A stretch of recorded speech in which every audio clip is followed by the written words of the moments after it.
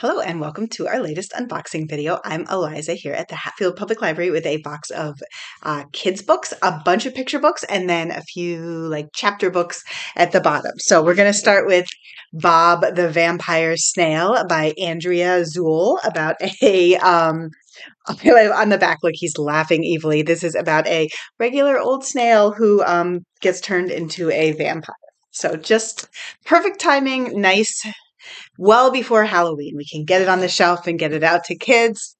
Another Halloween one, The Grumpy Ghost Upstairs by Mamiko Shiotani. Looks very grumpy. You can see. I love this sort of muted gray color palette. Um, fun end papers. So this is about a ghost who's very happy by himself in the attic. He does not need a friend. I think you might get one. Lola's Moving Day by Anna McQuinn, illustrated by Rosalind Beardshot. And this is just a pretty straightforward book about a kid moving, which is really, I think, for families going through that, it's nice to just have sort of a picture of what's going to happen, maybe a couple different books, and we can always help people with things like that if you are looking for a book on a specific topic.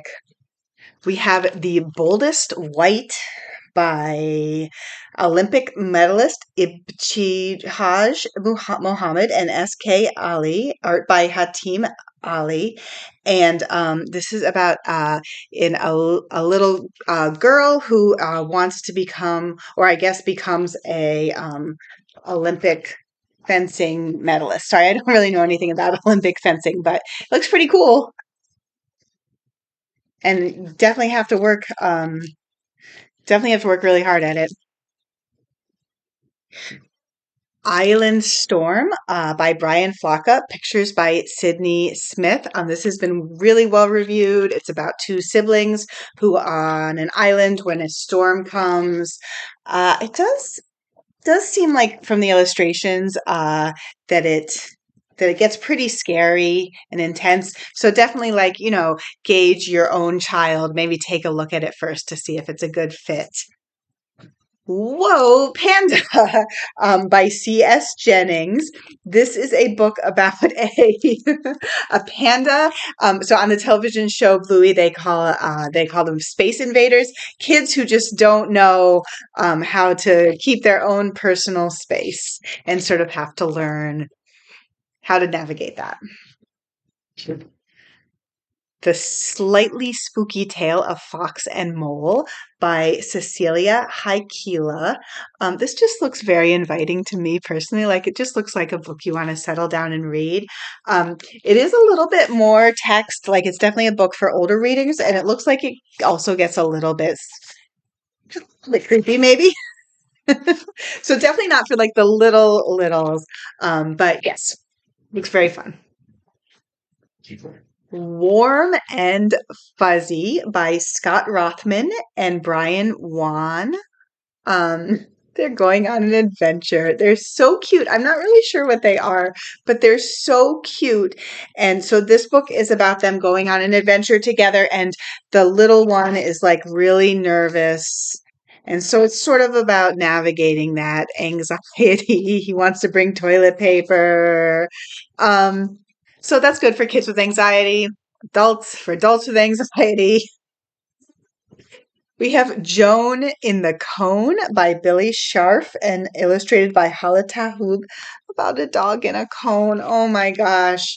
I think anybody who's ever had a dog in a cone is going to relate that it's a tough time and you're supposed to wear it all the time and it's really hard. I feel like this would be good for families with dogs and also maybe kids who have to do something that is not comfortable for them. Like my son had to wear a cast for a while, which wasn't fun. Ooh, this is a wild one. So this is a new version of Hansel and Gretel, co-written by Maurice Sendak and Stephen King. I guess I'm sort of assuming that Maurice Sendak had a draft of this, and then they looped in Stephen King to sort of get it ready for publication. It is. I wasn't really expecting this when I opened it. It is very lengthy text. So definitely for a kid who's willing to sit down and listen.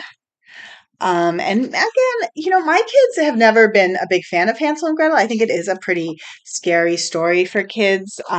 So wow, that's a creepy oven. So yeah, again, another one where you might want to take a look at it first and sort of gauge whether it's a good fit. Um, Ooh, this is exciting. We have Jasper Rabbit's Creepy Tales. This is Troubling Tonsils. Oh no.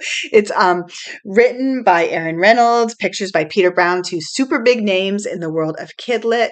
And some of you may already be familiar with there's like these creepy carrot picture books. So this looks like a sort of like early reader version of those. Um, Looks super accessible, just like a nice mix of pictures, but also like big font. So I think kids just very inviting and kind of goofy. So I should say we moved on from the picture book section. Now we have the chapter books. We have The Court of the Dead. This is by Rick Riordan and Mark Oshiro, and it takes place in the world of Percy Jackson, the very popular world of Percy Jackson. We have a new book by N.D. Stevenson, the author of Nimona, and this is called Scarlet Morning. And it's about two kids who I guess are like just living in this random town and their parents have left them and are just have never come back. And then this sea captain comes and takes them on adventures.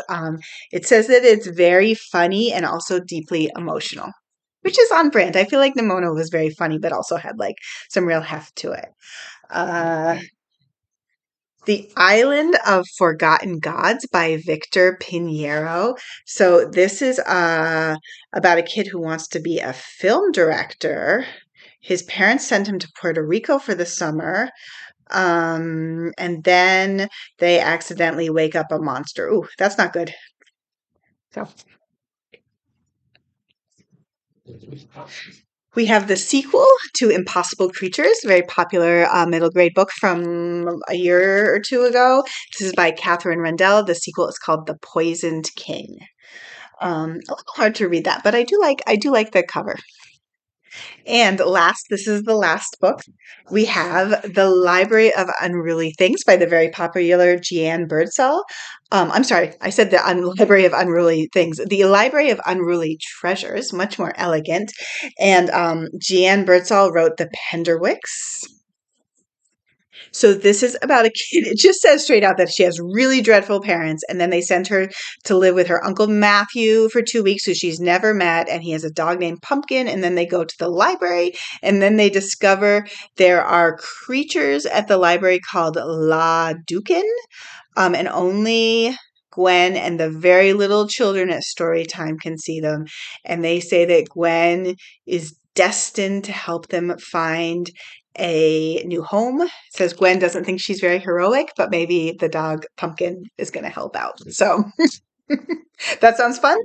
Here's my box, and that's it.